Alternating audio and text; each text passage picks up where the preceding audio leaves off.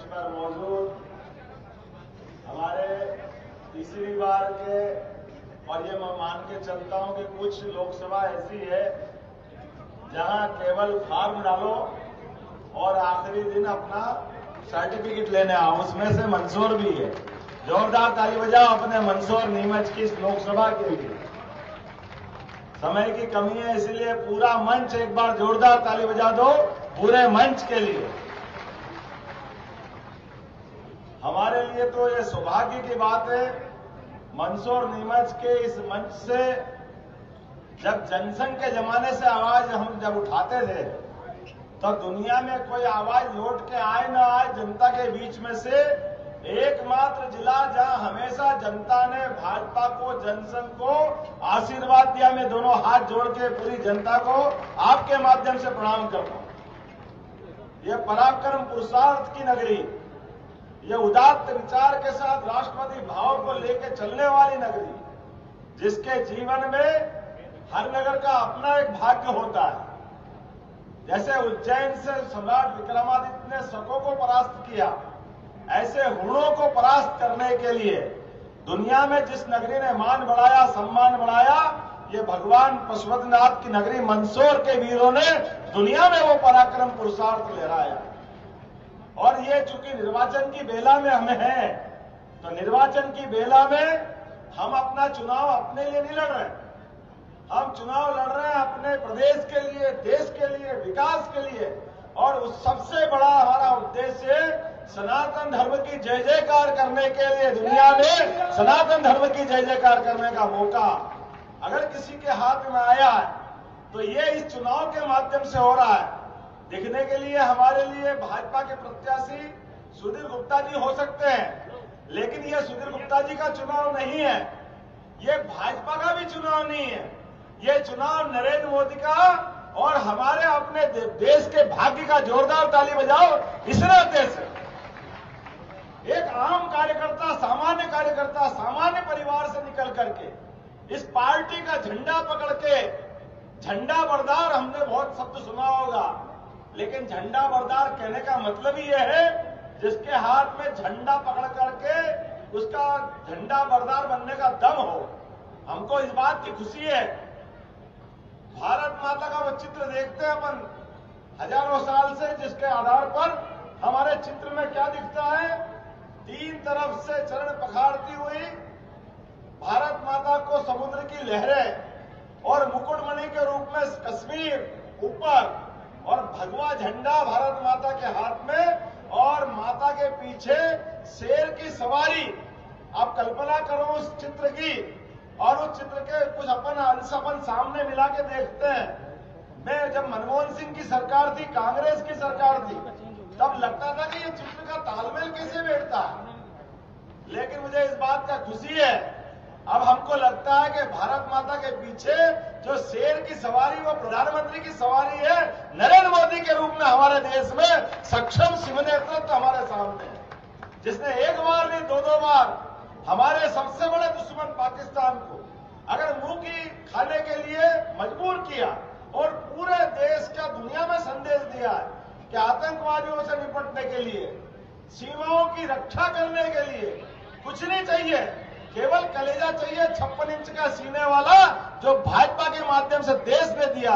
जोरदार ताली बजाओ अपने नरेंद्र मोदी जी को। और अब हम नहीं कह रहे उनके लिए, खुद पाकिस्तान के पूर्व प्रधानमंत्री, कई सारे पाकिस्तान के नेता कहते हैं कि काश पाकिस्तान के पास भी नरेंद्र मोदी जैसा नेता होना चाहिए। ये हमारे लिए गर्व की बात है, ये गौरव की बात है। और एक और तरफ अपने इस देश में चारों तरफ से वातावरण देखो, वर्षों तक कांग्रेस ने लड़ाया कि हिंदू मुसलमानों को अपने खिलाफ वोट बैंक के लिए, भगवान राम के मामले में हमेशा डराते रहिए।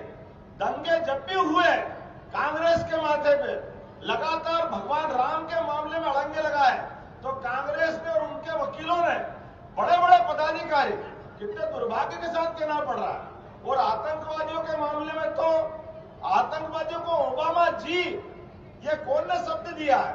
ये शब्द दिया कांग्रेस और कांग्रेस के नेताओं ने। हिंदू आतंकवादी, उनकी हिम्मत नहीं पड़ी। मुझे इस बात के कहने में बड़ा दुख होता है कि अपने मुस्लिम भाई बहनों के जो उनका अच्छा स्वरूप है उसको तो सामने नहीं लाए कभी भी। रसखान की जय जयकार करते, जिनने भगवान के साथ इस भारत माता की जय जयकार करी, कबीरदास जी की जय जयकार, वो याद इनको नहीं आई।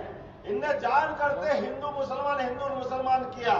मुझे इस बात की खुशी है, अभी 10 दिन भी नवरात्रि के नहीं हुए, नवरात्रि में ईद भी मनी और रामनवमी भी मनी। पूरे दुनिया के सामने जोरदार ताली बजाओ और जय जय सिया राम बोलो। क्या आनंद आया। हमारे सामने रामनवमी के दिन के 12 बजे भगवान का जन्म हुआ और भगवान ने पहली बार पंडाल से निकलकर अपने घर के अंदर जन्मदिन मनाया। हमारे लिए आनंद का वो क्षण, कितना आनंद आया, जोरदार ताली बजाकर के एहसास करा। और हम तो ठीक है, इस लौकिक दुनिया में सूर्यमंडल के माध्यम से भगवान सूर्य नारायण ने भी 12 बजे अपनी किरणें बिखरा करके सनातन धर्म की संस्कृति का जय जयकार करके नजारा दिया अद्भुत रूप से, दिन में सूर्य तिलक करके। ये अवसर पहले भी आ सकता था, लेकिन कांग्रेस ने हमेशा हमारे बीच में से हर जगह हिंदुओं को अपमानित करने का मौका कोई नहीं खोया। एक जगह हो, 2 जगह हो, गाय माता का मामला हो। मुझे इस बात की खुशी है, हमारी सरकार ने निर्णय किया है कि हमारी गौरक्षा का काम अगर करेंगे तो सबसे पहले सरकार के माध्यम से होगा कि गौशालाओं की राशि भी बढ़ा करके हमने डबल कर दी, पहले की तुलना में 100% राशियां बढ़ाई। अरे गाय, गीता, गंगा, इनसे तो हमारी पहचान दुनिया में। कितना अच्छा लगता है कि हमारे प्रधानमंत्री अमेरिका के राष्ट्रपति आते हैं, इंग्लैंड के राष्ट्रपति आते हैं, तो हमारे जो अच्छे से अच्छा हो, मेहमान कोई घर में आते तो उनका स्वागत कैसे करते हैं? जो आपके पास अच्छे से अच्छा वो देना चाहिए स्मृति के रूप में। अब हमारे बीच में एक गौरवशाली क्षण आया है, जो कि आपके पीछे वोट देने के लिए वो ताकत लगती है। इस ताकत के बलबूते पर नरेंद्र मोदी जी अपनी पवित्र गीता राष्ट्रपति के हाथ में देते हैं, अमेरिका के राष्ट्रपति की। ये हमारी सबसे बड़ी धरोहर है, ये गीता जी है। ये कर्मवार की शिक्षा देती है, ये जीवन में सदैव मानव जन्म को सिद्ध करने का ज्ञान देती है। अब इसमें कोई बहुत बड़ी बात थी क्या? लेकिन ये कांग्रेस वाले क्यों नहीं कर पाए? क्योंकि कांग्रेस वाले ने हमेशा हिंदू मुसलमान को 2 आंखों से देखा, 2 आंखों के माध्यम से वो अपने दूसरे एंगल पे काम करते रहे। ये पाप भी उनके माथे। जब तो जनसंघ भी नहीं था, जनता पार्टी भी नहीं थी, भारतीय जनता पार्टी जनसंघ का ही रूप है, लेकिन 47 में भी जो अंग्रेज नहीं कर पाए वो कांग्रेस ने किया। अंग्रेज जब देश छोड़ के गए तो पूरा देश एक था, लेकिन कांग्रेस ने देश में झंडा फहराया आजादी का, तो पाकिस्तान को एक दिन पहले अलग करा दिया। ये पाप कांग्रेस के माथे है, कोई बात से मना नहीं कर सकता। ये हमारे से इस ढंग की बात करते हैं कि जैसे आप अंदाज लगा लो, कल परसों वापस आपने राहुल गांधी का बयान पढ़ा होगा, जो उन्होंने केरल में बोला, केवल वोट की खातिर। उन्होंने कहा इस देश की संस्कृति बहुलतावादी संस्कृति। अरे भैया, ये कौन सी बात ला रहा हूं? ये वही बात है जिस बात के आधार पे एक तमिलनाडु के नेता ने कहा था कि सनातन धर्म की संस्कृति मलेरिया के मच्छर के समान है, ये डेंगू के मच्छर के समान है। ये भाषा और राहुल की भाषा में कोई अंतर नहीं। ये हमारी संस्कृति को अपमानित करने की भाषा है। जिनने कहा कई देश भारत के अंदर है, अब बताओ कई देश भारत के अंदर है? अरे एक भारत जो अंग्रेज छोड़ के गए, उसके भी 2 करने का पाप तुम्हारे माथे है। और अभी भी तुम्हारे दिमाग में ये कीड़ा कुलबुला रहा है कि इस देश में कई देश अंदर हैं। ये भाषा कभी भारत के लोग माफ नहीं करेंगे। और आज के इस अवसर पर जब हमारा फॉर्म डल चुका है, हमारा मैदान में ये कमल का फूल नहीं जा रहा, ये सनातन संस्कृति जा रही है और भारत की जय जयकार करने वाले वीर सिपाही जा रहे हैं। ये निकल पड़े मैदान में। कल पहले चरण का चुनाव हो चुका है, उस चरण के चुनाव ने बता दिया है कांग्रेस के आते पते लगने वाले नहीं है, कांग्रेस कहां जाएगी मालूम पड़ने वाला नहीं है। पिछली बार के चुनाव को याद कर लो, जब हमारे नेताओं ने आपको कहा था कि राहुल, आप और आपकी पार्टी के लोगों को कीमत चुकाना पड़ेगी, तो आप यूपी से भाग के केरल में अटके थे, अभी केरल में बचे हो। इस चुनाव को, ये चुनाव का रिजल्ट बताएगा। आप पूरी कांग्रेस को अरब सागर में डुबा के ही आओगे, कोई बचने वाला नहीं है अरब सागर के बाहर। या आपके कर्म है, आपकी लाइन है, आपका रास्ता है, क्योंकि आपने भारत के अंदर भारत की बात कही नहीं है।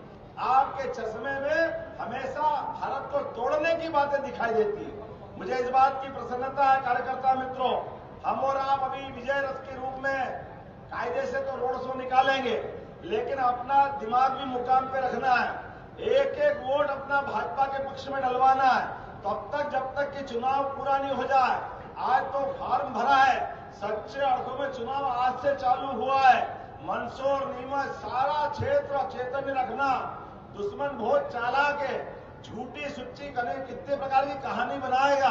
अरे ये तो वो नालायक लोग हैं जिन्होंने हमारे अपने गांधी सागर बांध को तो बनाया, लेकिन गांधी सागर में भरा हुआ चंबल माता का पानी हमारे खेत तक नहीं लाने दिया। कभी भी लाने का मौका अगर किसी ने दिया तो भाजपा की सरकार ने दिया है। हम अपने लिए, अपने परिवार के लिए, किसान के लिए, आसपास के सभी ग्रामीण वासियों के लिए, सबका भला करने के लिए भाजपा में आए हैं। इसलिए अपने स्थान पे खड़े हो जाओ और एक एक वोट के लिए संकल्प करें कि आखिरी तक अपन इस रैली में भी रहेंगे और चुनाव जब तक नहीं, जब तक शांति से नहीं बैठेंगे।